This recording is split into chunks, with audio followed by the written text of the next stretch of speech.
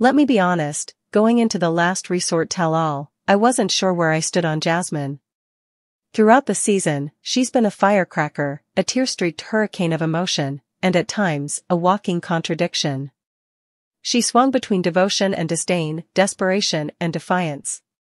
But after watching the tell-all, I can confidently say, I'm Team Jasmine.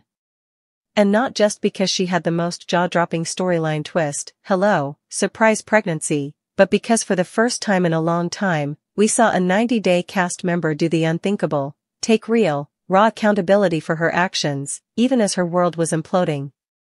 From the moment Jasmine stepped onto the tell-all stage, the energy shifted. Gone was the over-the-top dramatics, well, mostly, this is Jasmine after all. What replaced it was something far more compelling, vulnerability. Real, unfiltered vulnerability. Her usual armor, spiked words, jealousy-laced digs, frantic deflections, was cracked. You could see it in her eyes, she was scared, cornered by her own choices, and yet somehow, more honest than ever. When the hosts and castmates probed into the state of her marriage with Gino, Jasmine didn't try to sugarcoat a thing. She admitted to emotional instability. She admitted that sometimes she lashed out not because Gino deserved it, but because she was terrified of abandonment, of being unlovable, of being forgotten once she left everything in Panama behind. That level of self-awareness isn't common in the 90-day universe, where blame is often tossed around like confetti. Even when the bombshell of her pregnancy came up, easily one of the most shocking revelations of the tell-all, Jasmine didn't default to denial or evasion. Instead, she did something even more shocking, she owned it. She calmly, tearfully acknowledged the complicated truth, that yes, she was pregnant, and no, it may not be Gino's child. That kind of confession would sink most reality show participants. Many would fumble through denials or spin half-truths, trying to maintain their image. But Jasmine just laid it out. No theatrics. No lies. Just an anguished, real woman staring down the chaos her choices helped create. And here's what made me truly stand behind her, she didn't weaponize her pain. Jasmine could have blamed Gino for being emotionally unavailable, for not understanding her loneliness, for the mental toll of adjusting to life in the US. She could have deflected, pointed fingers, played victim. But instead, she told the truth. She admitted she made a mistake. She admitted she crossed a line. And she admitted that the baby she's carrying may be from someone else. That's not weakness. That's strength. That's someone saying, here I am, flaws and all. Hate me or don't, but I'm not hiding anymore. And when Gino, clearly heartbroken and stunned, struggled to process it all, Jasmine didn't twist the knife. She didn't scream or guilt trip or grovel. She gave him space. She let him sit in his shock. She even, painfully, said she understood if he didn't want to continue the marriage. That right there? That's respect. That's growth. Let's be clear, Jasmine hasn't been a perfect partner. She's screamed. She's controlled. She's manipulated. But who hasn't seen the worst parts of themselves when they're deeply insecure and deeply in love? What makes Jasmine different in the last resort tell-all is that she finally held up a mirror to herself, and didn't look away.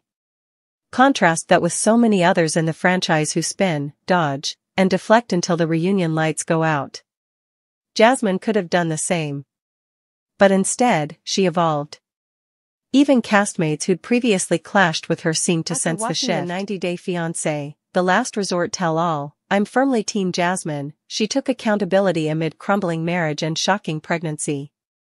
I had low expectations for Jasmine Pineda going into the 90-day, the last resort tell-all, but after the epic 5-part reunion, I found myself taking her side amid her messy split from Gino Palazzolo. After Jasmine moved from Panama to Michigan to marry Gino, her life began to fall apart. She'd left her 2 sons behind in Panama, and on top of her heartbreak, Gino refused to be intimate with her. While Jasmine longed for a physical connection, Gino insisted he couldn't get over the way Jasmine treated him, leaving them trapped in a hopeless spiral. Suspicions arose early in 90-day, the last resort season 2 when Jasmine started mentioning her friend, Matt Branasterianu. She ultimately asked Gino for an open marriage, and it was unsurprising when she suggested Matt as her partner. The whole scheme felt orchestrated as a way for Jasmine to be with Matt, which was seemingly confirmed when, as the season was still airing, Jasmine announced she was pregnant with Matt's baby. Going into the tell-all, I wondered how Jasmine could defend herself. However, her explanation made complete sense, and it left me rooting for her. During the 90-day, the last resort tell-all, Jasmine won me over when she tearfully acknowledged she never should have asked for an open marriage.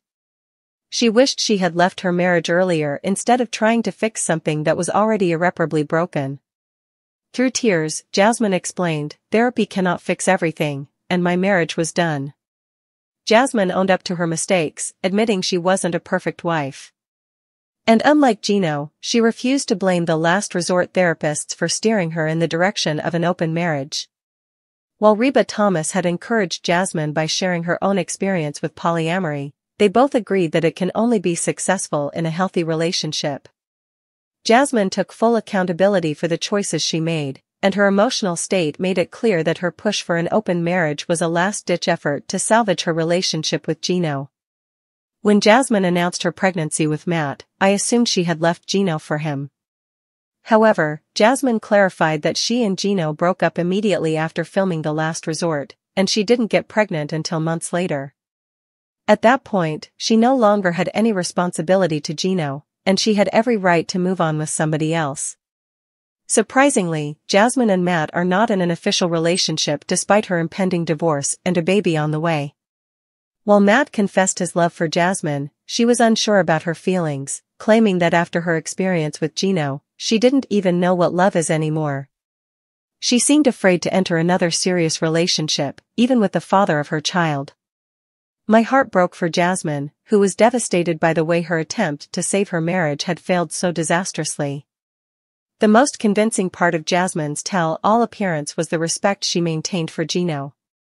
While Gino hurled insults at both Jasmine and Matt, she said she could never hate somebody she'd once loved so much.